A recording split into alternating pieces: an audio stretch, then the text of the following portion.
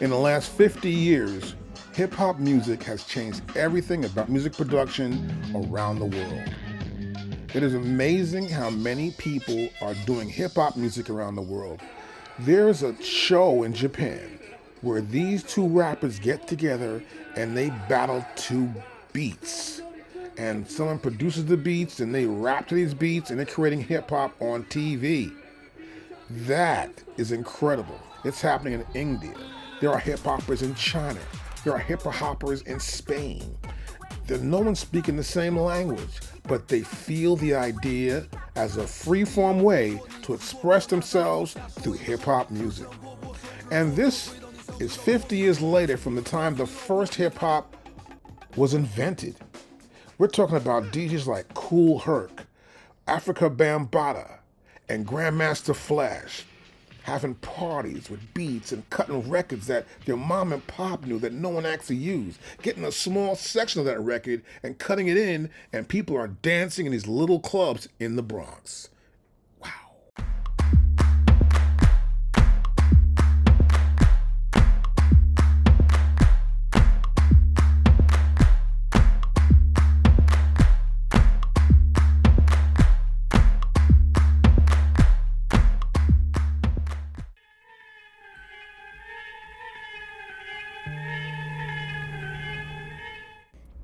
All of a sudden, hip hop starts to catch on. It's not really hip hop at this point. It's really DJs. DJs with super cool techniques that clubs want to hire them because they brought the crowd in. DJs like Grandmaster Flash, Kool Herc, and Africa Bambaataa were all over the city now. It wasn't just in the Bronx anymore.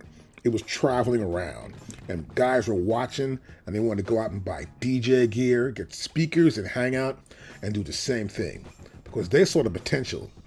A record deal would be it, but they had to get into a studio.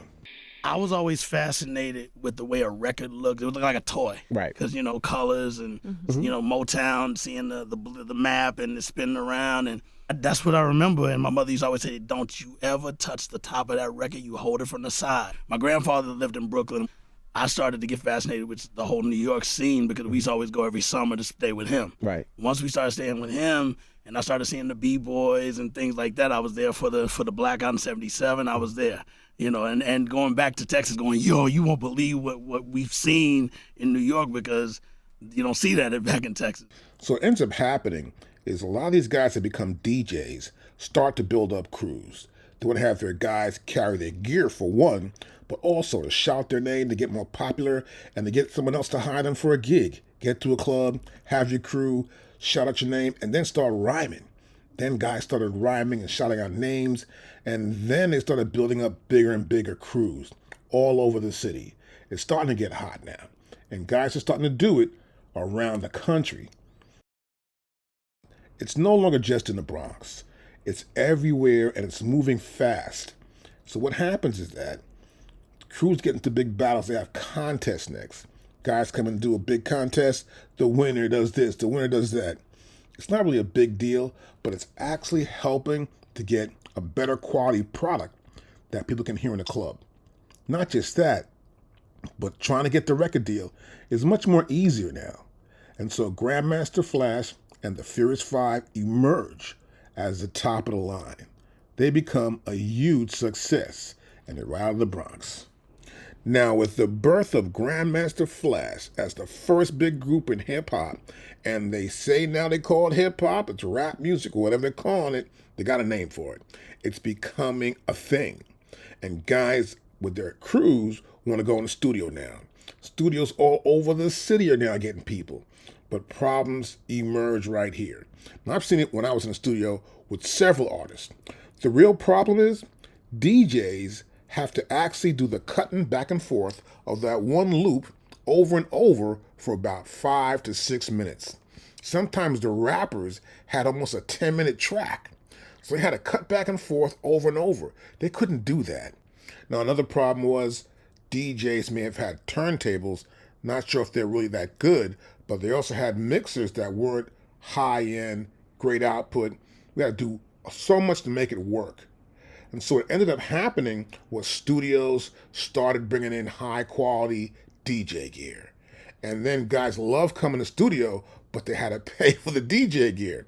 And so you got these problems going along, and it takes a while to record a song out. But the real basic big problem was the inability to cut back and forth on the beat for more than 3 or 4 minutes or even 10 minutes. You need to do it constantly to make it perfect, so when the rapper comes on, it's on time and we can add more parts to it. No matter what, the basic part has to be correct. So what we engineers were doing for years was cutting tape, splicing a piece of tape, putting a part over here or a part over there, or making a copy of a big tape and then slicing it up again for a road tour or whatever. But this became a big habit to do because the problem was there weren't a lot of great DJs. But guys who were great DJs who can cut back and forth saw a lot of work. So I marked the downbeat. Yeah.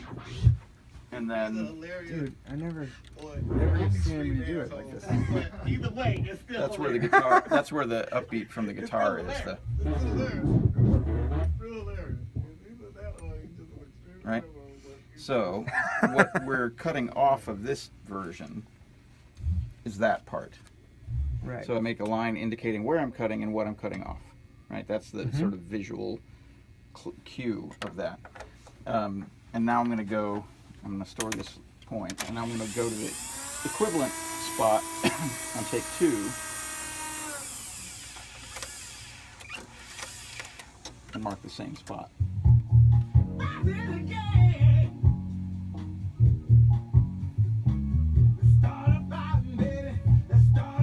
And because there's no upbeat on this one, or the upbeat is softer, I'm going to indicate the upbeat by marking the tape acoustic, like just freeballing it here. So there is an upbeat on it, so it's not as hard. Yeah. So now I mark the downbeat here.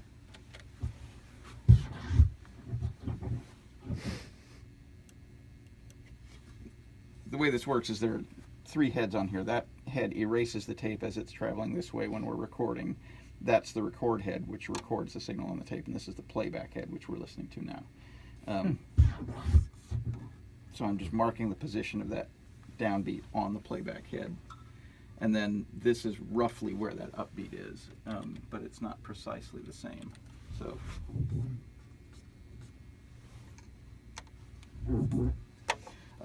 And so now, what I'm going to do here, we're using all of this up to this point here, and we'll be out by the time that gets to that downbeat. So I'm just going to trim there,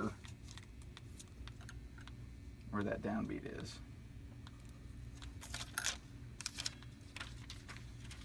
This now is the end portion of take 1, which we want to keep.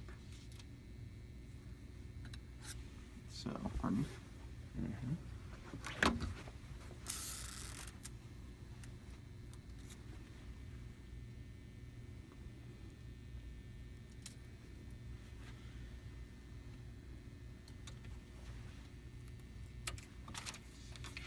I'm going to take the end portion of take 1.